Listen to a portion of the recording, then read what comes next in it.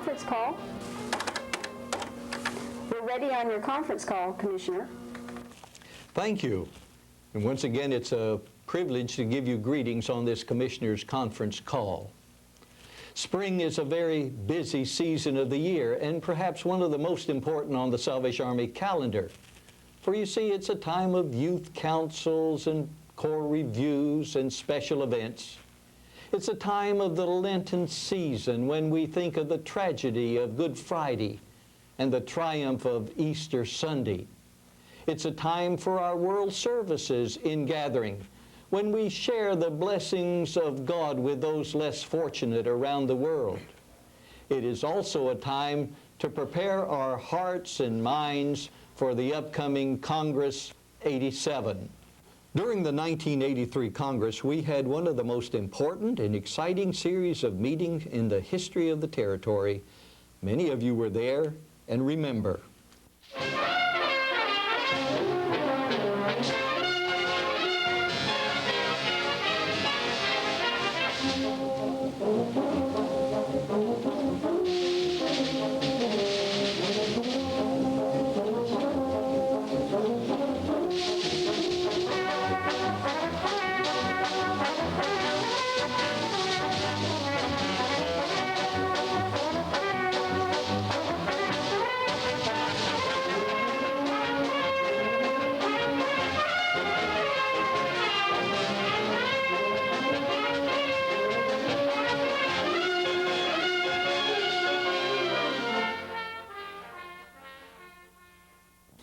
I thought you might be interested in an update on the Congress, and so I've invited some of the territorial headquarters officers that are involved in this program. Colonel Pedersen, registration is an important part. Tell us how it's coming along. Well, Commissioner, I'm very pleased. I have the report as up to date as this morning. First, let me say every event will be ticketed. Secondly, we have 3,200 plus delegates. Third, it's only a 2,900 seat auditorium, so that may present some problems. Does this mean you are not going to sell any ticket to this event at the door? There will not be any individual ticket sold to the door or to any other delegate. We are filled. Well, that's great, but I'm sorry that we can't invite a few more to be with us. Major Jackson, the young people around the territory are still talking about the 83 Congress. I'm sure Major Tritton in the Youth Department have some excellent plans in store for us. Yes, you're right. The 1983 Congress was wonderful, and the young people certainly had exciting events. But we believe that this year, this Congress is going to be even better. I could mention a number of things, but let me mention two. First of all, the Saturday Morning Youth Summit is going to be tremendous. The General is going to speak to the young people, and there's going to be the debut of a brand new mini musical called Saints Alive. It's going to be very unusual and most unique. The second thing I might mention is that the Friday night, late night activity for the young people is a youth extravaganza, and it will involve young people from all over the territory. It's going to be a tremendous experience for all of us. Major, the Bible Bowl is one event that I'm really looking forward to. I was in the Northwest Division recently for the divisional playoff, and there was a great deal of excitement there. Is this same spirit pervading the whole of the territory? Yes, in every division they're having playoffs. There will be regional playoffs between divisions, and then at the Congress there will be quarterfinals held at 2 different times, and then on Saturday afternoon the tremendous championship to find out who the Bible Bowl championships for the territory are this year. The young people are excited, they're learning their scriptures, and the Corps are excited about it as well. That's great. Ms. Evans, I know that the women's program is now being planned. Would you like to tell us a little bit about that? I'd be happy to. The women's meetings of 1983 were evaluated quite favorably by the participants, and we look forward to another outstanding event at Congress 87. The program is well in hand. Mrs. Colonel Hood and Mrs. Lieutenant Colonel Ruth and many, many here at Territorial Headquarters have been planning and preparing for the women's luncheon meeting for many months.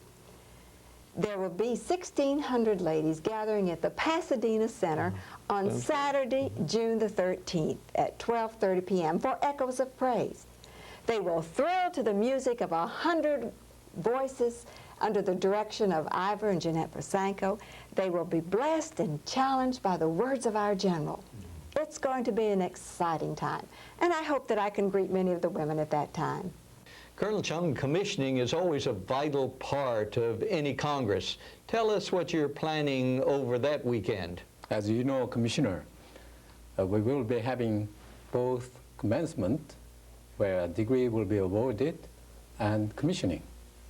Some have suggested the commencement should be scheduled in the Craftsman instead of Pasadena.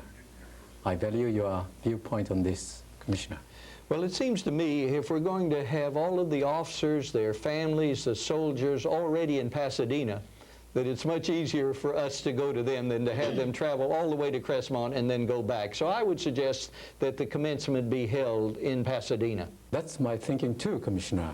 We will schedule both events in Pasadena. The 28th of cadets of the Messengers of Peace will be commissioned. Great. We'll have a good time with them also. I know the mothers of the cadets that are commissioned are honored by becoming members of the Order of the Silver Star. Will others be invited to that reception? Yes, they will this year. All Silver Star mothers of the Western Territory will gather at the International Ballroom in the Pasadena Hilton Hotel on Friday afternoon at 3 o'clock. At that time, they will have the honor of meeting the General personally. And then she will also present to the new Silver Star mothers their certificates of membership. Mrs. Irwin and Mrs. Caesar have planned a beautiful affair for those who are privileged to wear the Silver Star. Major Reese, I know you're responsible for the workshops. Tell us a little about those. Well, there are so many great seminar opportunities going to be available. I'd like to talk about them all, but let me just talk about 2 or 3. I think you remember Commissioner Dr. Jim Reed, who Sure. was a very active soldier out here in the West. At that time, he was attending UCLA and working on his doctorate. Well, at this point, he's on the faculty at Catherine Booth Bible College in Winnipeg, Canada.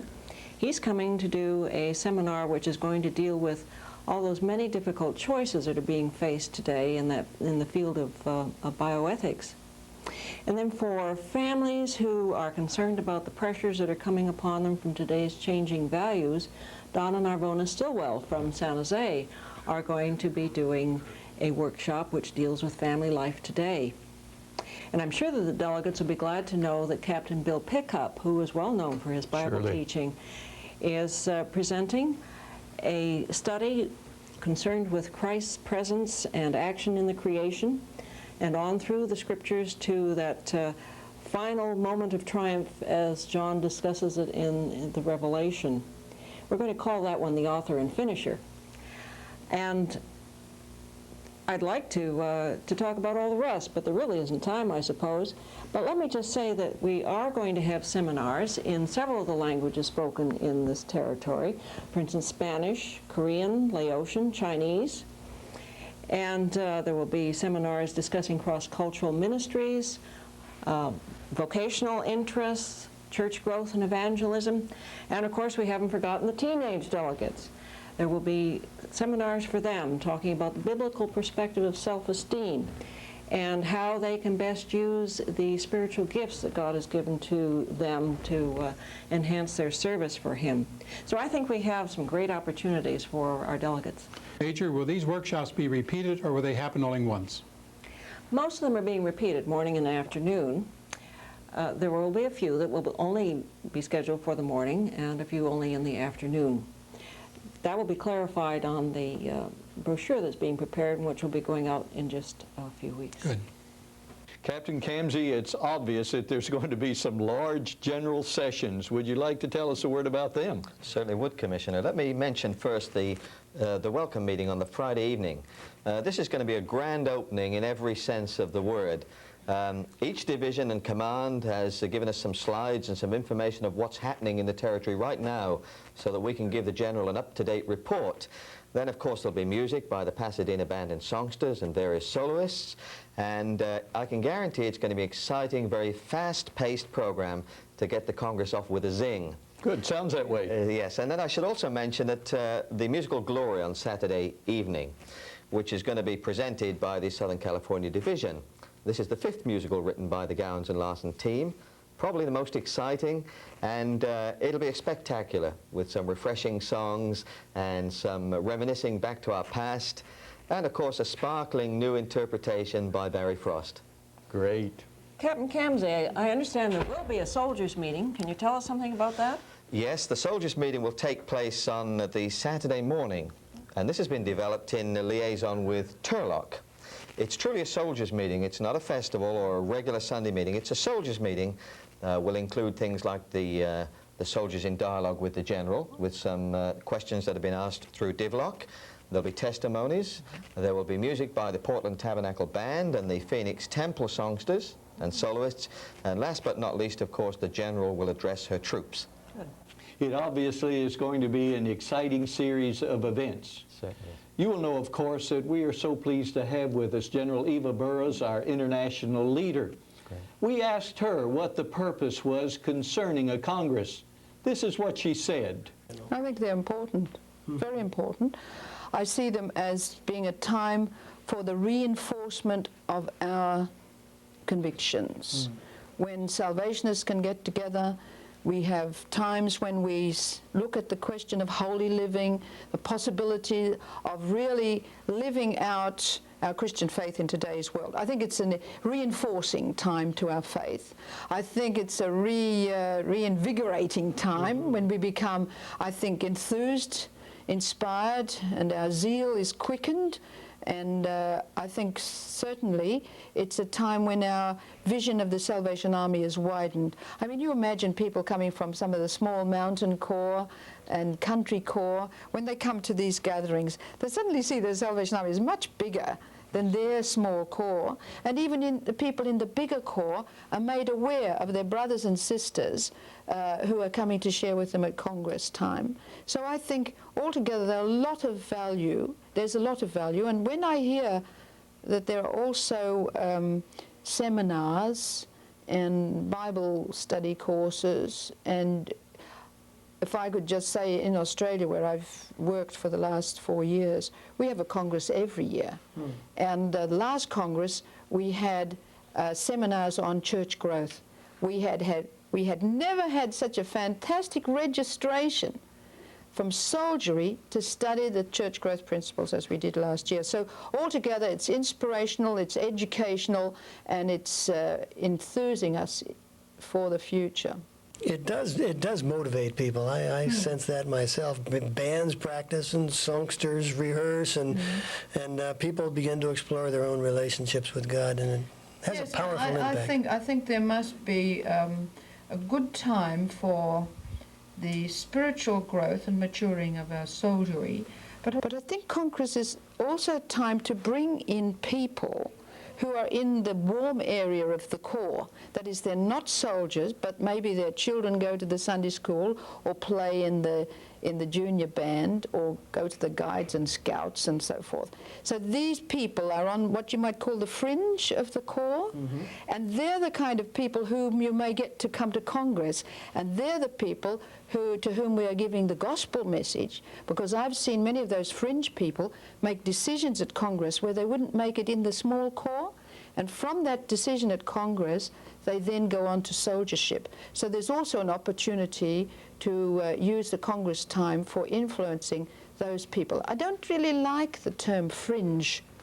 I like the term warm area, because you're warming them up, you see. That's true. To get them to fall in love with Jesus Christ. Thank you, General, for sharing your thoughts about the Congress with us. The psalmist has said, "Magnify the Lord with me, and let us exalt His name together." And so we will be gathering from across the Western Territory in one place, with one passion, with one purpose, that in all things He might have the preeminence. It is our hope that as we return to our Corps and to our communities, that we will be as the men on the road to Emmaus, that our hearts will burn within us as we are His witnesses, His workers, ready and willing to be doers of the Word. And for all that is accomplished, we will give to Jesus glory. Thank you, and we'll see you soon in Pasadena.